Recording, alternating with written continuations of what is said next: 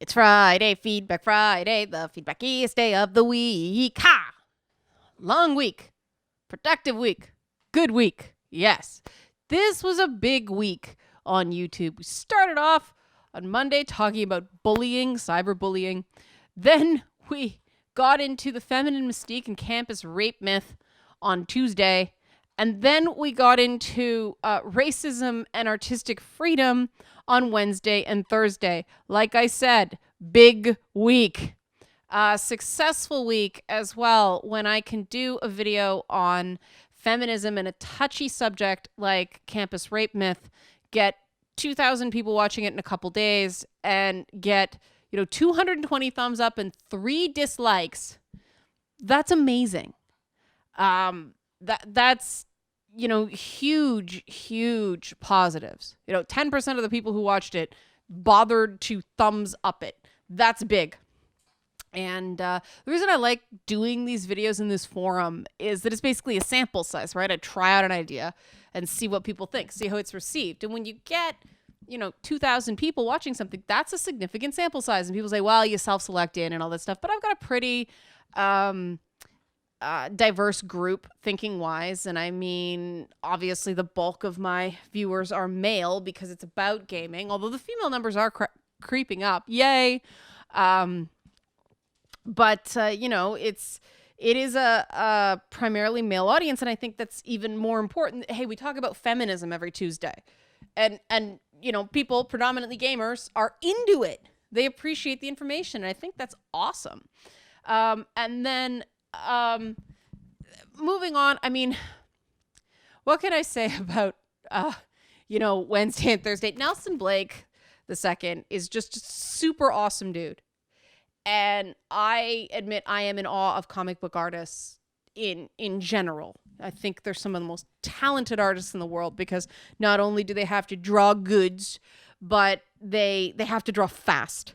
And I'm amazed watching these artists work. And he was just such a cool dude. And to have those moments where we go from a very serious discussion of diversity to Street Fighter and, fight styles and mechanics. And, we talk about Saints Row and how it's an underrated game.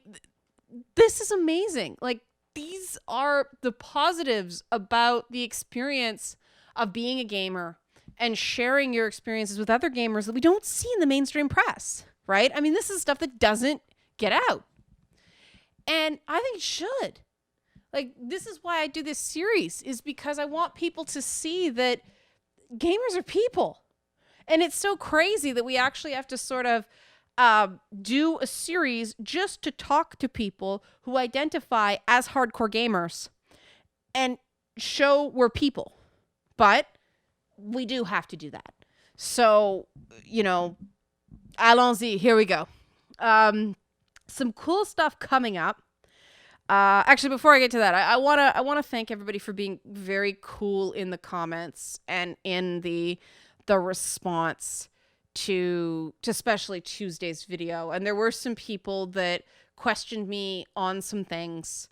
A couple of people who have sexual assaults in their past or have a loved one who's been sexual assaulted, who are less bullish on due process rights than I am. They think the system should be changed to more preponderance of evidence than reasonable doubt, that kind of stuff. But the discussions were exceptionally respectful and everybody saw the other person's viewpoint. And I am just happy every time that happens.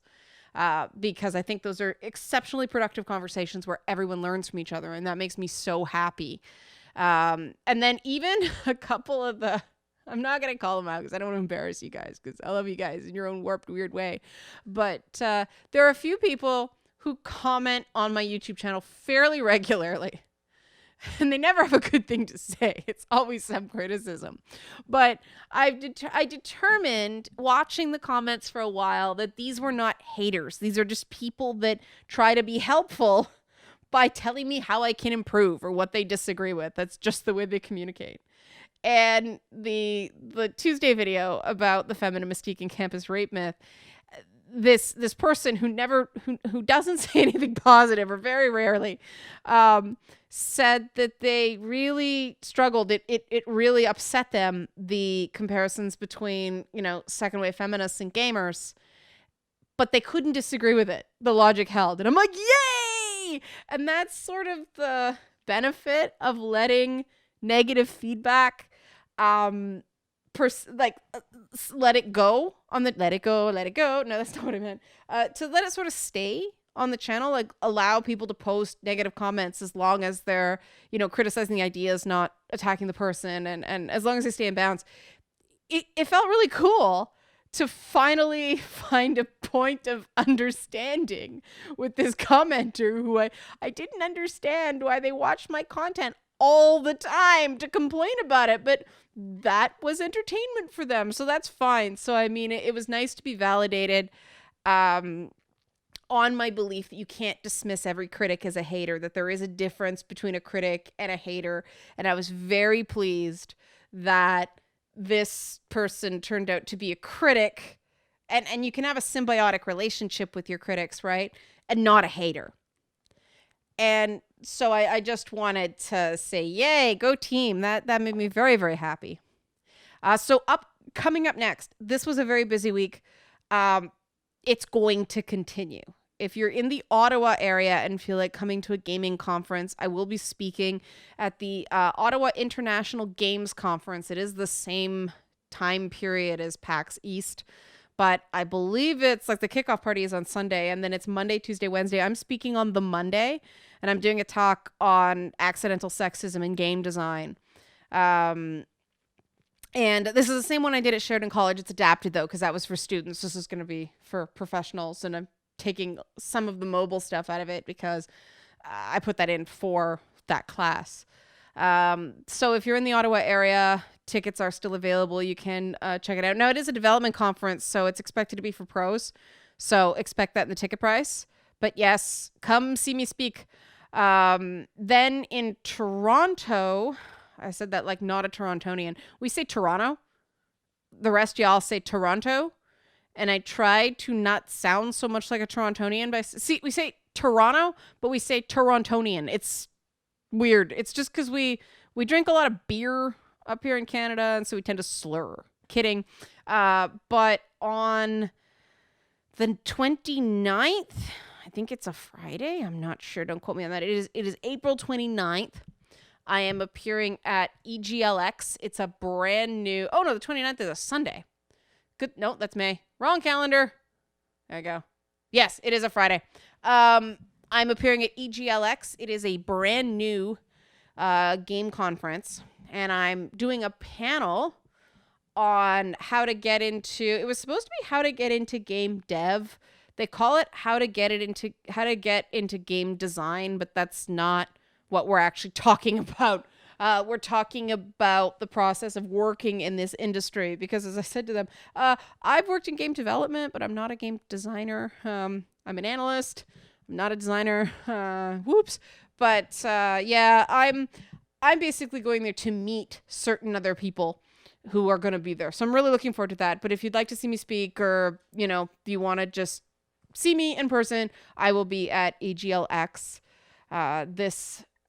the coming Friday. 2 conferences in a week. Oh, lordy. The other thing that's coming up, this is shot, but it will be coming to the channel in the coming weeks. I did a really awesome segment at the Brampton Public Library. It was a holdover from the escapist stuff. But it's about a 3D printing lab they have there, where people from the community can come in and print 3D stuff free of charge. It was so cool, and I'm really looking forward to sharing that with you guys. And so that is coming up, probably not next week, but the week after. And that is sort of what you've got to look forward to. Now we do the plug, because like I said before, this is my only paying gig right now. This is what I'm paying my bills with, and I really appreciate you guys that have shown your support so far. You have no idea what it means to me. It's a it's a vote of confidence every time somebody puts down a couple bucks to, just as a monthly pledge of support, saying this content means something to me. And, if you want to talk about value, I am hooked on Android TV to get all those US cable shows that aren't on in Canada, or I don't want to buy a whole channel for one show. I can download the whole series, but every single one of them is like $2 an episode in high def. So you guys are getting per month five videos a week for the price of one show on Android TV. $2 a month. That's all I really need. If everybody who watches channel plunk down like $2 a month, $1 a month, whatever you can afford, but $2 a month is plenty. I'd be doing very, very well. And keep subscribing. It's working. The subscribers are accumulating at an increased rate now. I'm not sure why, but it's nice. But I know I've seen a bunch of stuff on how people don't like Patreon. I appreciate that. I understand why. To remind people who have just started listening recently, the reason I do Patreon instead of a straight out PayPal link is for security reasons. I am working on getting a email bank account structure that does not list me on some sort of publicly accessible database or something like that allows people to dox me. For those of you who don't know how Canada works, it's trickier than it is in the US. We have centralized banking and everything's very heavily tracked. So I am working on that. It's not the easiest thing in the world because obviously when there's money, people want to track you. And, on a case-by-case basis, some people have asked me privately. I've given them my PayPal as a one-time donation, but I'm not going to make that public to everybody because that means that someone could donate a couple bucks to get an email address they could track. And so we are working on that. But for right now, the nice thing about Patreon is it's monthly. And so it's the closest thing you can get to a salary when you're doing what I do. And for all its flaws, it is very good that way because of the fact that, I've been doing this for a long time, and I know in terms of one-off payments, lump sum stuff, you can have great months and you can have rotten months, and you never know which months are going to be great and which months are going to be rotten. So having that consistent nest egg is very, very, very cool. And so for all the downsides of Patreon, and I recognize them, I understand that people feel like there's too much pro-victiming on Patreon. And so it sort of becomes synonymous with that. The service is not a professional victim service. Whoa, that was weird. Double. It's for people making content that allows people to donate directly, on a monthly basis, support. That's why it's called Patreon. It's patronage. And I think it's a great way to help people like me who are sort of starting on this YouTube journey. We're still sort of in our fledgling phase of it. I've, worked in conventional media and then digital media, but for media companies half my life now. But this sort of going direct to consumer is new. And so I don't have all the setups. And the long-term plan, for anybody who's interested, the long-term plan is to go bigger, to be more self-contained, to buy the appropriate shopping carts and things like that, so people can just buy memberships for the content and have it be a little bit more hosted that way. That's the long-term plan, and the Patreon money is helping me get there slowly but surely. I keep adding little bits and little programs here and there, and it's slowly growing. I mean, you guys have probably seen the evolution of the channel, the people watching for a while. I started just, with a crappy mic that kept dropping out because the software was glitchy and a computer that didn't totally work, and moved up to, properly edited segments and all that jazz, all that good stuff. So it's growing, and it's your support that's making it grow. I know that sounds cheesy, but it's true. It really does help a lot, and it It means that I can talk directly to you guys about the stuff you care about and not have to convince an editor that there are people out there who want to read it. That's what allows me to do, and people who want to watch it. And now we've added the website because we have that, and it's all good. And I've been trying to post every day on the website. It just hasn't happened because this week's been so busy. But, classic example, I did that article on gate dropping, and no editor would have let me done that. No way. No, we're leaving it alone. But that article came from a comment, a single comment that was just so full of pain and so full of why is this happening to us that I couldn't help but feel something and write something about it. And I didn't want to do the mealy mouth, like, oh, this commenter, it was so important to me. I wanted to actually deal with sort of what the comment was about, is that people just use gamers as this punching bag when they want to make an unrelated point, and that's wrong. And I wanted to do it my way because I don't want to single them out. You notice that I don't name names on this channel because I never know how someone's going to feel being singled out. I mean, I know me. I'm actually a shy person. I'm definitely an introverted person. And now I remember, what I was, I'll get to it. Derailed.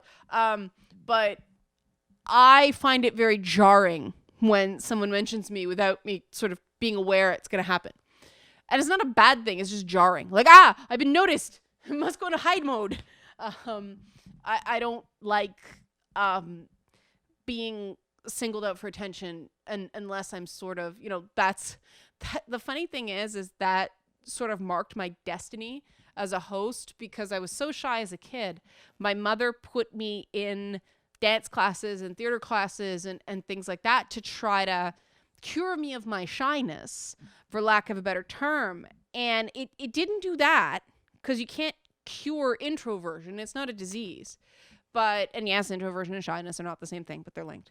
But I loved the arts so much.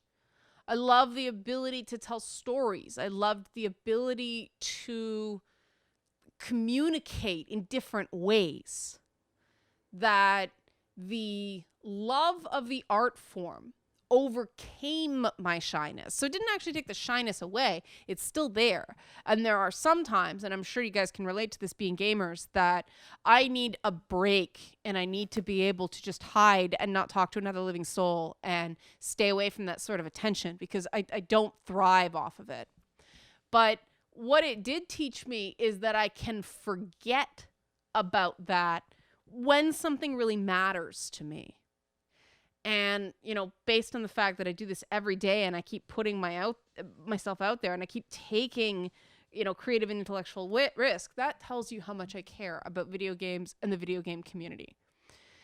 And I'm going to be doing stuff next week as well. I was going to do it this week, but I didn't have time. Ollie Barter from Dialogue Options wrote this amazing thing on quadruple A games. I love it. I'm going to run with it. Ollie, you're brilliant. But I want to touch on that. And the last thing, I can't believe I forgot this because I just came back from this and it was a great experience. I did an appearance on Lauren Southern's show on The Rebel, a media station, an independent online entertainment, current events channel. It's right wing, yes, but I thought it was important to sort of reach across the aisle and have a conversation. I think it went great. It was a really great segment. So that will be out next month. It goes behind a paywall first because, paying customers first, but then it will be available for general consumption on the internet. And I think it was a really great segment. It was fun. It was challenging. There was a lot of interesting back and forth. And I think you guys are really going to enjoy it. And I managed to get in a few gamer references, analogies that I really, really enjoyed. You guys know me and my analogies. I'm a walking episode of Star Trek The Next Generation with gaming references. So that's all coming up. And of course, Mountain Monday is coming. I'm going to have to pre-record it because I'm going to be in Ottawa on Monday. So I'm not sure what the video is going to be on Tuesday, but I will have something. I'm not just going to leave you guys hanging. It might be a little virtual tour of the Ottawa International Games Conference. But maybe. I don't know. I'll shoot it on my phone or something. But I will be with you in some form next week. Okay? Okay. Have a good weekend.